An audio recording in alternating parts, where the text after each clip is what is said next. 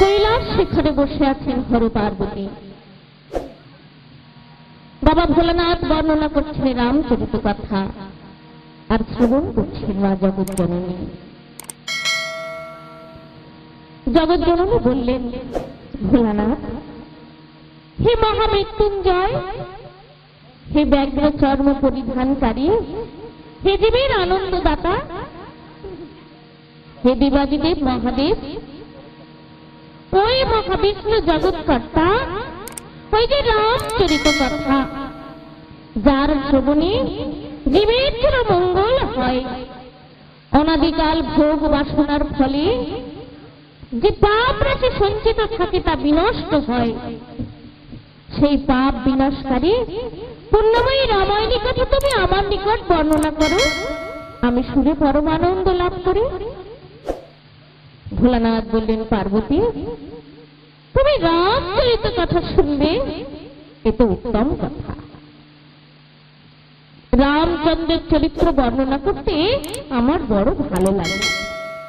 তবে কি জানো পার্বতী, এই সৃষ্টি যদি কাগজ হয়, সমুদ্র যদি দোয়াত হয়, আর অনন্ত যদি কলম হয়, গণেশ সরস্বতীতে বসে বসে যদি সেই কালি দিয়ে কোটি কল্পকাল ধরে রাম নামের মহিমা লিপিবদ্ধ করে, তবুও তারা হেরে যায়। যদি আমার পঞ্চমুখ দেখো পার্বতী, সবাই আমায় বলে দেব পঞ্চানন, তবু এই রাম নাম বর্ণনার কাছে আমার এই পঞ্চমুখ অতি তুচ্ছ। তবে তুমি যখন শুনবার জন্য এতই আগ্রহ প্রকাশ করছো পার্বতী, তোমার নিকটে বর্ণনা করছি সেই পুণ্যময়ী রামচরিত কথা, তুমি শুনে পরমানন্দ লাভ করো, কেমন? এই বলে ভোলানাথ সিংহাডম্বরে হাতে তুলে নিল। আরে সীতারাম সীতারাম বলে সিংহাডম্বর বাজিয়ায় উঠিল। ভোলার ডম্বুরে বাজে রাম সীতারাম সীতারাম সীতারাম। ভোলার ডম্বুরে বাজে রাম সীতারাম সীতারাম সীতারাম। আজ পঞ্চমুখে ভোলা যাবে না সীতারাম সীতারাম সীতারাম। বলে সীতারাম সীতারাম, বলে সীতারাম সীতারাম, পঞ্চমুখে ভোলা যাবে সীতারাম সীতারাম। ভোলার ডম্বুরে বাজে সীতারাম সীতারাম সীতারাম সীতারাম সীতারাম সীতারাম। আজ ভোলার ডম্বুরে বাজে রাম সীতারাম সীতারাম সীতারাম। পঞ্চমুখে ভোলা যাবে রাম সীতারাম সীতারাম সীতারাম। ভোলানাথের সিংহাডম্বর সীতারাম সীতারাম বলে বেজে চলেছে। আর ওদিকে নন্দী ভৃঙ্গি এসে উপস্থিত হয়েছে। ভোলানাথ বললেন, পার্বতী শোনো, পার্বতী শোনো, সেই যে সপ্তকাণ্ড রামায়ণ, জয় জয় সীতারাম, জয় পতিত পাবন রাম, সেই যে সপ্তকাণ্ড রামায়ণ, সেটা একটুখানি নয় পার্বতী। শোনো পার্বতী, এই সপ্তকাণ্ড রামায়ণ বর্ণনা করতে গেলে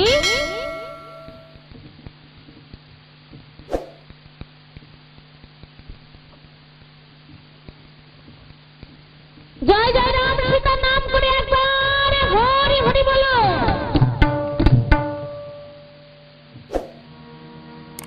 জয় রাম, জয় সীতারাম, জয় পতিত পাবন রাম। সেই সপ্তকাণ্ড রামায়ণ বর্ণনা করতে গেলে দিনের পর দিন, মাসের পর মাস, বৎসরের পর বৎসর অতিবাহিত হয়ে যায়। বলো পার্বতী বলো, সেই সপ্তকাণ্ড রামায়ণের কোনখানের কোন অংশটি আমি তোমায় বর্ণনা করে শোনাবো? ভোলানাথ যখন এই কথা বলেছেন, পার্বতী মা আমার মনে মনে চিন্তা করতে লাগলেন। পার্বতী মা আমার নতমস্তক হয়ে মনে মনে চিন্তা করতে লাগলেন। পার্বতী মা আমার মনে মনে ভাবিতে লাগিল, আরে ভাবিয়া চিন্তিয়া মায় আমার কহিতে লাগিল, প্রভু গো, সপ্তকন্যা রামায়ণ পুরোটা আমায় বর্ণনা করে শোনাতে হবে না প্রভু, তবে শুনুন প্রভু, সপ্তকাণ্ড রামায়ণের আপনি সেই অংশটি আপনি আমায় বর্ণনা করে শোনান। রামচন্দ্র যে অশ্বমেধ যজ্ঞ করেছিল এবং সেই যজ্ঞের অশ্বকে লব কুশ, অর্থাৎ রামচন্দ্রের দুই পুত্র লব কুশ সেই অশ্বকে বন্দী করে রেখেছিল এবং রামচন্দ্রের সাথে সংগ্রাম করেছিল, আর পিতা পুত্রের যে মধুর মিলন হয়েছিল সেই অংশটি আপনি আমায় বর্ণনা করে শোনান প্রভু। ভোলানাথ তখন বলছেন, বেশ পার্বতী, বেশ পার্বতী, তাহলে আমি সেই অংশটি তোমায় বর্ণনা করে শোনাবো। তাহলে তুমি এক কাজ করো, শোনো পার্বতী, এই সুধামাখা রাম গুণগান কীর্তন শ্রবণ করতে গেলে বহিরা জগতের সমস্ত দুশ্চিন্তা দুর্ভাবনা থেকে মুক্ত হয়ে একাগ্র হৃদয় হয়ে একাগ্র চিত্ত হয়ে সুধামাখা রাম গুণগান কীর্তন শ্রবণ করতে হয় পার্বতী। তাই পার্বতী, আমি তোমায় বলছি পার্বতী, সমগ্র জগতের দুশ্চিন্তা দুর্ভাবনা থেকে মুক্ত হয়ে তুমি একাগ্র হৃদয় হয়ে একাগ্র চিত্ত হয়ে সুধামাখা রাম গুণগান কীর্তন করো শ্রবণ, দেখবে অবশ্য তোমার অভীষ্ট হইবে পূরণ। আচ্ছা, এই ধোঁয়াটা একটু সরিয়ে নিয়ে যাবেন এখান থেকে। জয় রাম, জয় সীতারাম।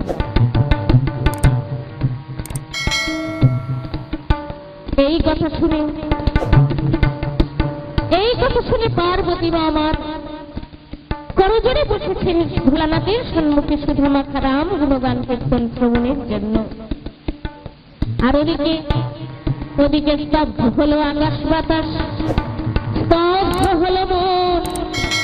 পার্বতী মা বসে আছেন শুনবে রামায়ণ। পার্বতী মা আমার ভোলানাথের সম্মুখে বসে আছেন সুধামাখা রাম গুণগান কীর্তন শ্রবণের জন্য। আর ওদিকে নন্দী ভৃঙ্গি বাবার যত চেলা ছিল সবাইকে ডেকে ডেকে বলছে, ওরে ওরে তোরা কে কোথায় আছিস, আয় আয় আয়, ভোলানাথ আজ আমাদের সুধামাখা রাম গুণগান কীর্তন করিবেন বর্ণনা। ওরে তোরা কে কোথায় আছিস, আয় আয় আয়, তোরা শুনবি যদি আয়,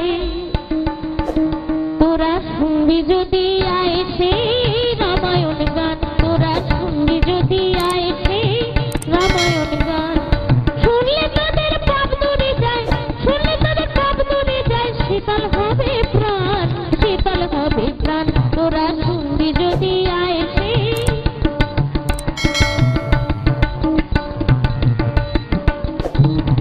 পার্বতী মা বসে আছেন শুনবে রামায়ণ, পার্বতী মা বসে আছেন শুনবে রামায়ণ। নন্দী ভৃঙ্গি বসেছে বসিল তখন, তোরা শুনবি যদি আয় সেই রামায়ণ গান। শুনলে তাদের পাপ দূরে যায়, শুনলে তাদের পাপ দূরে যায়, শীতল হবে প্রাণ, শীতল হবে প্রাণ, তোরা শুনবি যদি আয় সেই রামায়ণ গান, সেই রামায়ণ গান, সেই রামায়ণ গান।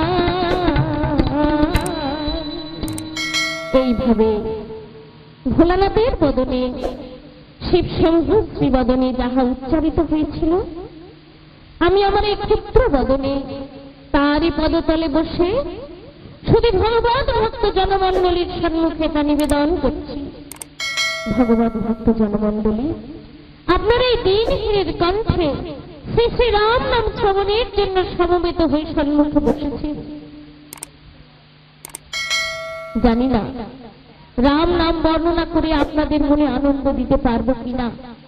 রাম নাম বর্ণনা করে আপনাদের মনে আনন্দ দেবার মতো কোনো যোগ্যতা আমার নেই। প্রভু রামচন্দ্র যা বলাবেন, আমার গুরুদেব অর্থাৎ আমার দাদু ভাই ঈশ্বর ঋষিকেশ মুখার্জি যেভাবে আশীর্বাদ করবেন, আমার পিতা ঈশ্বর মধুসূদন মুখার্জি যেভাবে করুণা করবেন, এবং সম্মুখস্থ জনমণ্ডলী যে যেভাবে কৃপা ও করুণা করবেন, সেইভাবে বর্ণিত হবে আজকের পালা। অশ্বমেধ যজ্ঞের কিছু অংশ, বাল্মীকির তপবনে রামচন্দ্র এবং লব-কুশের যুদ্ধ বিবরণ এবং মিলন ক্ষণ।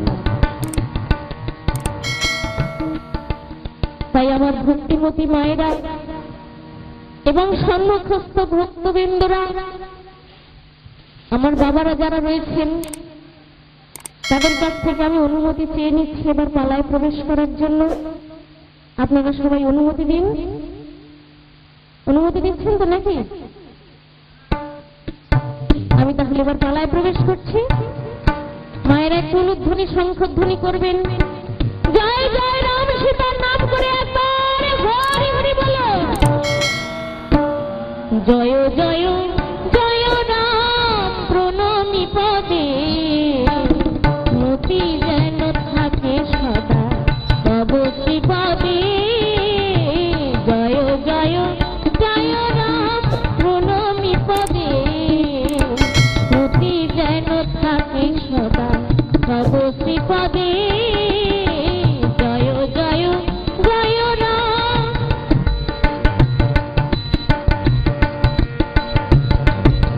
ভাব ভক্তিহীন শুষ্ক মন প্রাণ, তাহে বুলাই তব প্রেম সমীরণ। ভাব ভক্তিহীন শুষ্ক মন প্রাণ, তাহে বুলাই তব প্রেম সমীরণ। কণ্ঠে বসিয়া বলাও তোমার নাম, বলিতে বলিতে যেন রসনা কাঁদে। জয় জয় জয় রাম প্রণামী পদে।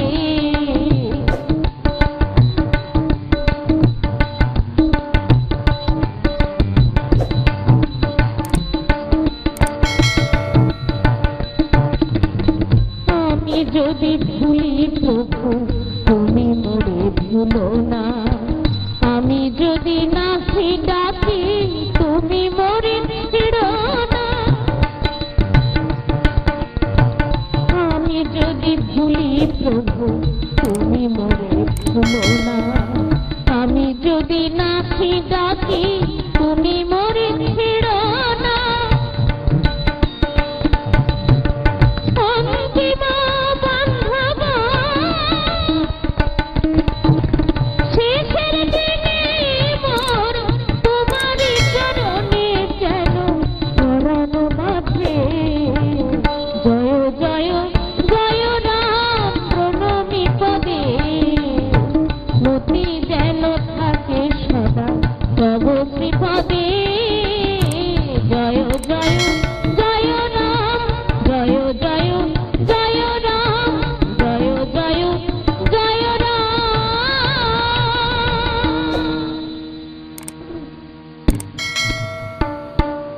এদিকে বাল্মীকির তপবনে জনম দুঃখিনী রাম কাঙালিনী সীতা মামা নির্জনে বসে বসে রোদন করছেন। আর এমন সময় কুশীলব গিয়ে সীতামাকে ডাকছে মা মা বলে। মা তখন নয়নের জলে সেই পূজা শেষ করে ছুটে এলেন। এসে বলছেন, হরে কুশ, হরে লাভ, কেমন করে তুমি কাঁদছিস কেন বাবা? আর ফিরে এলে কেন? কি হয়েছে বলে? মা, আমাদের অপমান করেছে মা, আমাদের কাঙালের ছেলে ভিখারির ছেলে বলে আমাদের অপমান করেছে, মা আমাদের অপমান করেছে। মা তখন কাঁদতে কাঁদতে বলছেন, প্রভু